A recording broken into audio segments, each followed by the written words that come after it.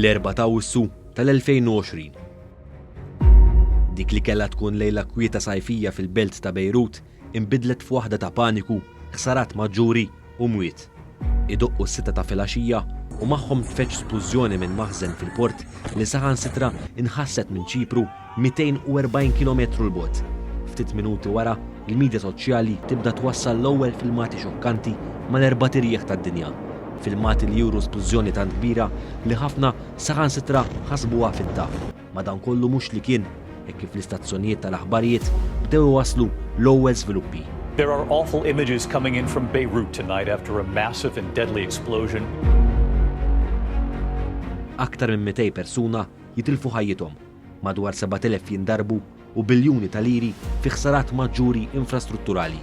Propju ftit wara ġie stabbilit kif il-kawża tal-isplużjoni seħħet wara li feġġew in-nirien f'maħżen bl-isem Hangar 12 u li fih kien hemm ħażna kbira ta' nitrat tal-ammonju, kimika ewlenija li tintuża fil-produzzjoni tal-isplussiv u li saħansitra ntużat fl-isplużjonijiet tal-Belt Oklahoma fl-1995.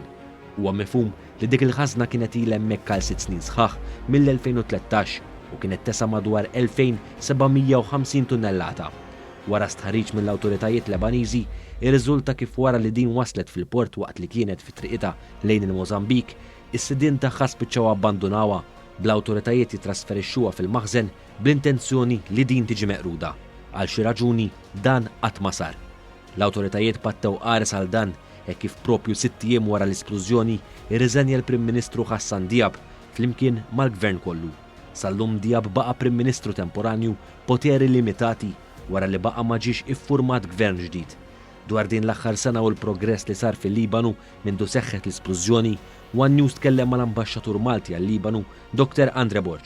Jiena kont hemm ftit tal-ġranet ilu, iż-żona tal-port propja, mix-xatt ġifieri, għad hemm sitwazzjoni li ovvjament wieħed irid jerġa' jinvesti mill-aspett ta' infrastruttura fil-port, fil-fatt hemm pjanijiet biex dan il-port jerġa' jinbena. Però bħala binijiet residenzjali nista' ngħid li ħafna minnhom fil-fatt wara sena, naturalment għaddew 12-il xahar issa, wara sena ħafna minnhom ħafna mill-binijiet tranġaw ħanejtek.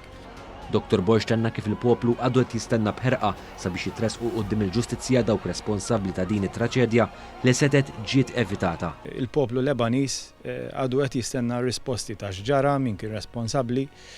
Sissadu ma tresaq ħadd huwa responsabbli u allura is-sitwazzjoni bħalissa f'Bejrut hija proprju ta' stennija biex jaraw jekk humiex fil-fatt se jitresqu xi nies l-qorti u allura ssir ġustizzja mhux biss mal-vittmi u l-familji tagħhom imma wkoll sabiex il-pajjiż jimxi l quddiem.